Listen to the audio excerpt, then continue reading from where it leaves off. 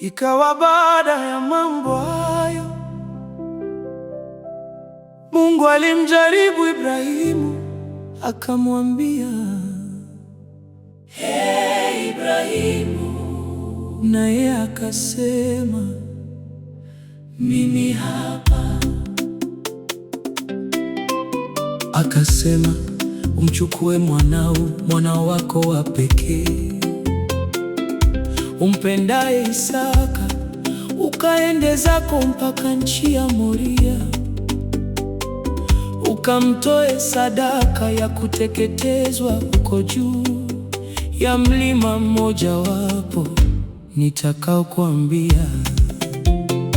Ibrahimu akaondoka alfajiri, akatandika punda wake, akachukua vijana wawili pamoja naye na Isaka mwanawe, akachanja kuni kwa ajili ya hiyo sadaka ya kuteketezwa. Akaondoka akaenda mpaka mahali alipoambiwa na Mungu.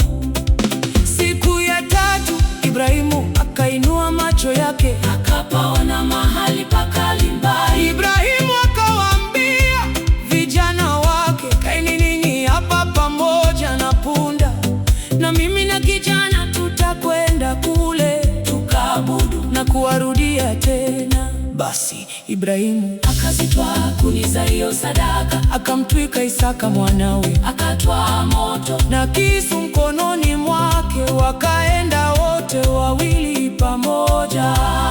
Isaka akasema na Ibrahimu baba yake, akinena, "Babangu," na yeye akasema, "Mimi hapa." Wanangu akasema, "Tazama, moto upo na kuni zipo, lakini yuko wapi mwana-kondoo kwa sadaka ya kuteketezwa?" Ibrahimu akasema, "Mungu atajipatia mwana-kondoo kwa hiyo sadaka, mwanangu." Basi wakaendelea wote wawili pamoja, wakafika mahali pale alipoambiwa na Mungu. Ibrahimu akajenga madhabahu huko, akaziweka tayari kuni, kisha akamfunga Isaka mwanawe, akamweka juu ya madhabahu, juu ya zile kuni.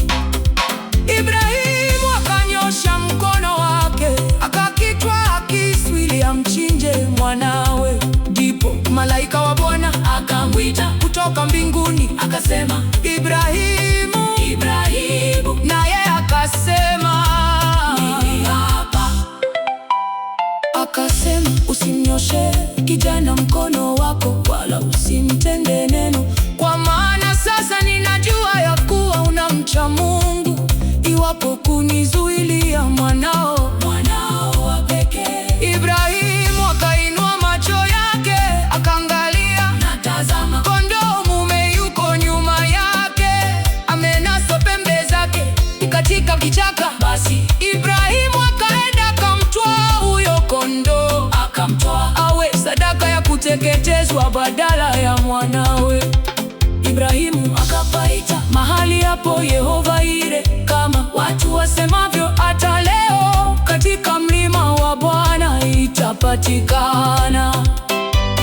Malaika wa Bwana akamwita Ibrahimu mara ya pili kutoka mbinguni, akasema, "Nimeapa kwa nafsi yangu, asema Bwana, kwa kuwa umetenda neno hili, wala hukunizuilia mwanao wa pekee. Katika kubariki nitakubariki, na katika kuzidisha nitauzidisha uzao wako kama nyota za mbinguni, na kama mchanga ulioko pwani, na uzao wako utamiliki mlango wa adui zao, na katika uzao wako mataifa yote ya dunia watajibarikia, kwa sababu umetii sauti yangu." Basi Ibrahimu akawarudia vijana wake, wakaondoka wakaenda zao pamoja mpaka Beer-sheba. Ibrahimu akakaa huko Beer-sheba. Ikawa baada ya mambo hayo, Ibrahimu akaambiwa ya kwamba, "Tazama, Milka naye amemzalia